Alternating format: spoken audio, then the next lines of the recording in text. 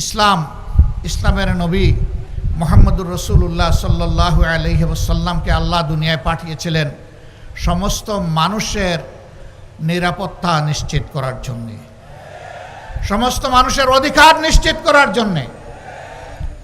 ইহুদি ধর্মের কিছু একটা লোকদের ডেলিগেশন এসেছিল মদিনাতুল মুনাওয়ারায়, মসজিদে নববীতে মুহাম্মদুর রাসূলুল্লাহ সাল্লাল্লাহু আলাইহি সাল্লামের সাথে দেখা করতে।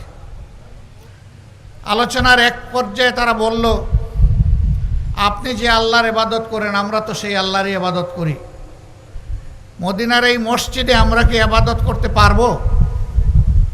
রাসূল করিম সাল্লাল্লাহু আলাইহি সাল্লাম বলেছিলেন, তারা আহলে কিতাব, তাদের জন্য একটা জায়গা পরিষ্কার করে দাও, এখানে তারা ইবাদত করবে। আল্লাহু আকবার।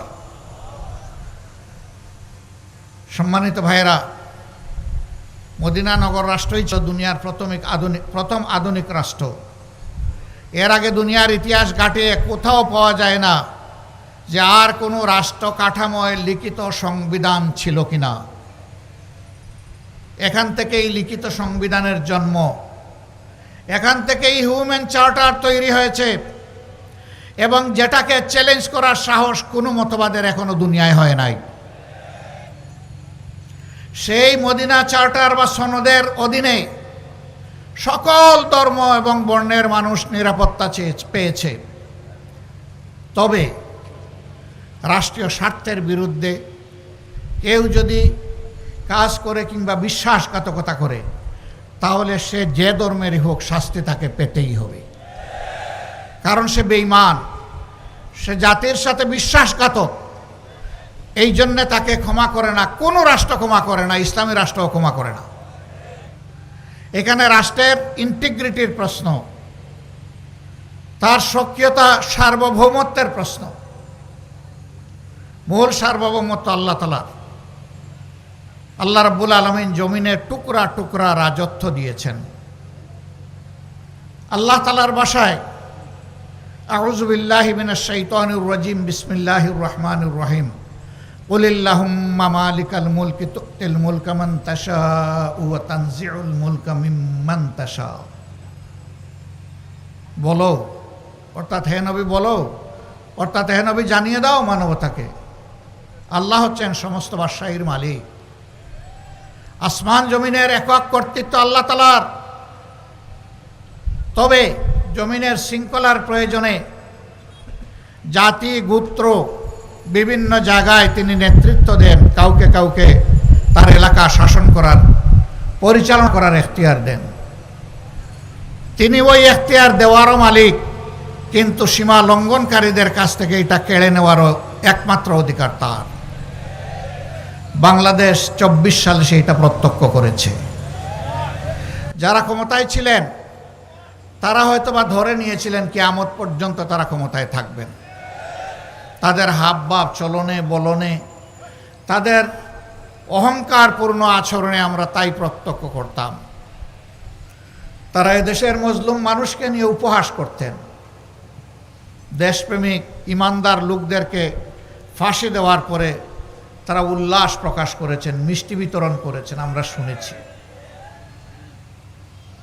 আল্লাহ তাআলা আদালতে আখেরাতে সকলের বিচার যার যার পাওনা ঠিক মতোই আল্লাহ সমঝাইয়ে দিবেন, এর কোনো ব্যতিক্রম হবে না। সম্মানিত ভাইয়েরা, এই ভাইদেরকে আমি আর কষ্ট দিচ্ছি না, আমরা আপনাদেরকে আশ্বস্ত করছি, মানবিক বিধান কায়েমে আমরা এক, আমাদের মধ্যে কোনো পার্থক্য নেই। এই দেখেন, আমরা হাতে হাত ধরে এক হয়ে গেলাম, কোনো পার্থক্য নেই। আমাদের আল্লাহ এক, আমাদের নবী এক, আমাদের জীবন বিজ্ঞান আল কোরআন, এর ভিত্তিতে আমাদের ঐক্য, এবং ইনশাআল্লাহ আমরা সেই ঐক্যবদ্ধ বাংলাদেশ গড়ব ইনশাআল্লাহ। এ পথের কোনো চ্যালেঞ্জ আমরা মানব না, কোনো বাধার মুখে থেমে যাব না, অন্যায়ের কাছে আপোষ করব না, ইল্লা বিইজনিল্লাহ। আমরা আল্লাহর উপর ভরসা করি।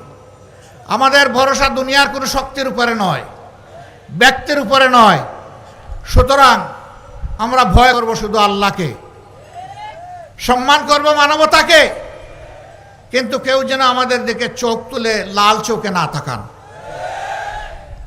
নবী করিম সাল্লাল্লাহু আলাইহি সাল্লাম, সাহাবায়ে কেরাম রিদওয়ানুল্লাহি তাআলা আলাইহিম আজমাইন, যুগে যুগে তাদের নেক অনুসারীরা অসত্যের বিরুদ্ধে আপোষহীন লড়াই সংগ্রাম করে জীবন দিয়ে প্রমাণ করেছেন জীবন দেওয়া সম্ভব, অন্যায়ের কাছে মাথা নত করা সম্ভব নয়। আপনারা ঐক্যবদ্ধ থাকুন, ঐক্যের শক্তিতেই বিজয় আসবে ইনশাআল্লাহ। এই বিজয়ের মাধ্যমে কোনো ব্যক্তি কোনো দলকে ক্ষমতায় বসানো আমাদের উদ্দেশ্য নয়। এই বিজয়ের মাধ্যমে মানবতার বিধানকে মানুষের কাছে সামাজিকভাবে উপস্থাপন করা, উপহার দেওয়া আমাদের উদ্দেশ্য। আপনারা বসতে পারেন, কষ্ট করেছেন, ধন্যবাদ সবাই। আলহামদুলিল্লাহ, এই যে বাংলাদেশটা চাই, এই বাংলাদেশ গড়বেটাকে আল্লাহ তাআলার আসমানের ফেরেশতা এসে এই ময়দানকে সোজা ঠিকঠাক করে দেবেন? কার মাধ্যমে এটা হবে? এদেশের জনগণের মাধ্যমে, জমিনের মানুষের মাধ্যমে এই কাজ সম্পন্ন হতে হবে। এই জন্যে সোনার দেশ করতে হলে সোনার মানুষ চাই। সমাজে ন্যায় বিচার কায়েম করতে হলে আগে নিজের উপর ইনসাফ করতে হবে। নিজের উপর ইনসাফ করার মানে হচ্ছে আমার উপর আমার শরীরের যে হক আছে, আমার পরিবারের যে হক আছে, আমার প্রতিবেশীর যে হক আছে, আমার আত্মীয় স্বজনের যে হক আছে, আমার সমাজের যে হক আছে, আমার দেশবাসীর যে হক আছে, আমি সেই হকের ব্যাপারে ইনসাফ করছি কিনা। এই ইনসাফ করতে হলে আল্লাহ তাআলাকে ভয় করতে হবে।